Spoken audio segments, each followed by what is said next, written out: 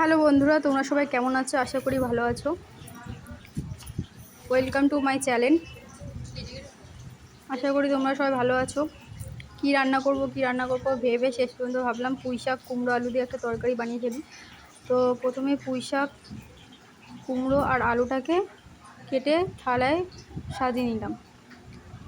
এরপরে পেঁয়াজ, কাঁচামরিচ আর আদা কেটে সাজিয়ে নিলাম। আমরা আদাটাকে একটু বেটে নেব, অল্প করে আদা দিলে তরকারির স্বাদটা ভালো আসে। যদি ভিডিওটা ভালো লেগে থাকে অবশ্যই লাইক, কমেন্ট এবং শেয়ার দিয়ে পাশে থেকো। আর আমার ভিডিওগুলো যদি ভালো লেগে থাকে তাহলে অবশ্যই সাবস্ক্রাইব করে দিও।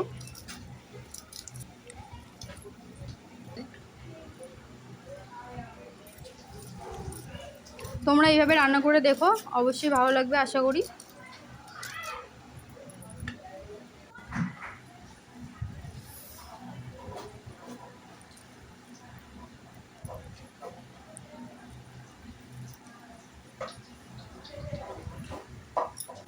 এই যে আমি সব আস্তে আস্তে সব কেটে নিচ্ছি আর আদাটাকে ছাড়িয়ে নেব।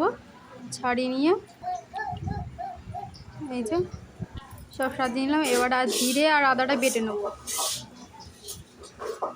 জিরে আর আদাটা বাটার কারণে পুঁই শাক কুমড়োর যে তরকারির স্বাদটা ভালো আসবে।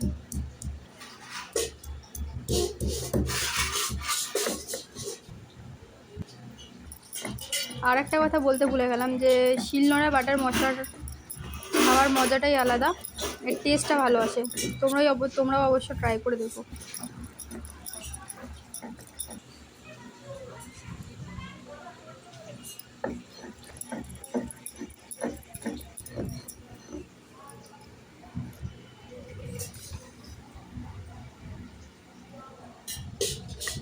মশলাটাকে বেটে নিয়ে প্লেটে তুলে নিলাম। এবার উনুনে কড়া বসিয়ে দিলাম।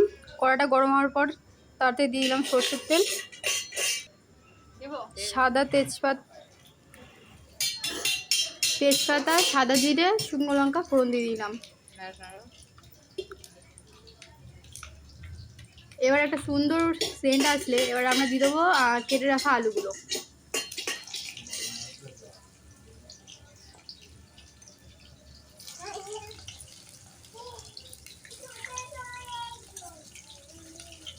আলুগুলো হালকা লাল ভাজা মতো হয়ে আসলে এবার কেটে রাখা পেঁয়াজ কুচিগুলো আমরা দিয়ে দেবো কড়ায়। আলু আর পেঁয়াজটাকে ভেজে নেবো একসাথে, তাতে করে আলুটাও সেদ্ধ হয়ে যাবে ভালো করে আর ভাজাটাও ভালো করে হবে। আলু আর পেঁয়াজটাকে ভেজে নিচ্ছি।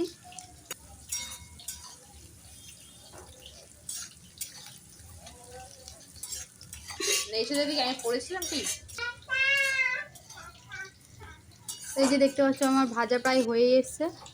এরপরে বেটে রাখা আদা বাটাটা সেটা আমি দিলাম কড়াই, দিয়ে নেড়ে নেবো একটু। নেড়ে নেওয়ার ফলে কি হবে, কাঁচা আদা বাটার যে কাঁচা গন্ধটা সেটা থাকবে না। তারপরে কেটে রাখা কুমড়োগুলো দিয়ে দিলাম কড়াইতে।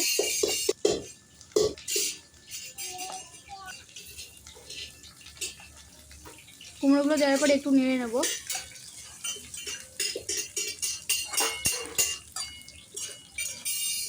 কাগজটা তোকে শুধু চেঞ্জ করতে হবে। কাগজটা না করি বললি। তার মধ্যে দিয়ে দেবো সামান্য হলুদ, পরিমাণ মতো হলুদ দিয়ে দিলাম, লবণ দিয়ে দিলাম।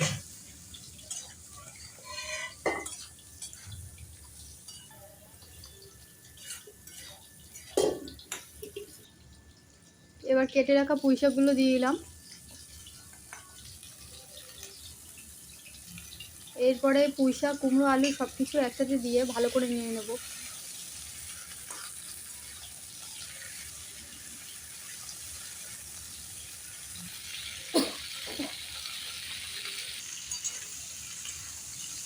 পুঁই শাক, কুমড়ো, আলুটাকে ভালো করে ভেজে নেবো। এবারে পরিমাণ মতো লবণ দিয়ে দিলাম।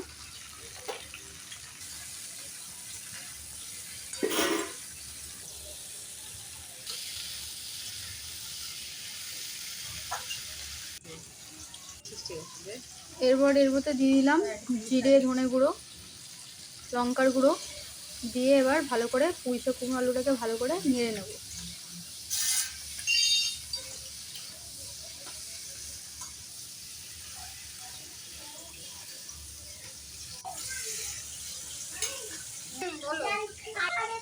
এরপরে পরিমাণ মতো জল দিয়ে দেবো সেদ্ধ হওয়ার জন্য, যাতে করে কুমড়ো আলু পুঁই শাকটা ভালো করে সিদ্ধ হয়ে যায়।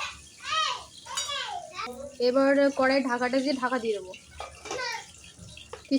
কিছুক্ষণ পর অপেক্ষা করার পর আছে ঢাকনাটা সরিয়ে আর একবার দেখে নেব কতটা সিদ্ধ হয়েছে। রাখ তাহলে।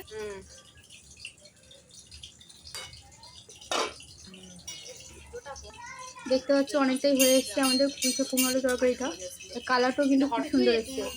আর একটা কথা বন্ধুরা, তোমরা নিরামিষ তরকারিতে যদি একটু অল্প করে চিনি দাও তাহলে স্বাদটা খুব ভালো আসে। এই যে দেখতে পাচ্ছ কত সুন্দর কালার এসছে। এরপরে গরম মশলা দিয়ে কিছুক্ষণ ঢাকা দিয়ে রাখবো,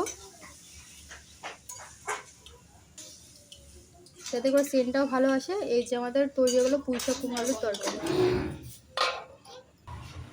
এবার সার্ভের জন্য রেডি।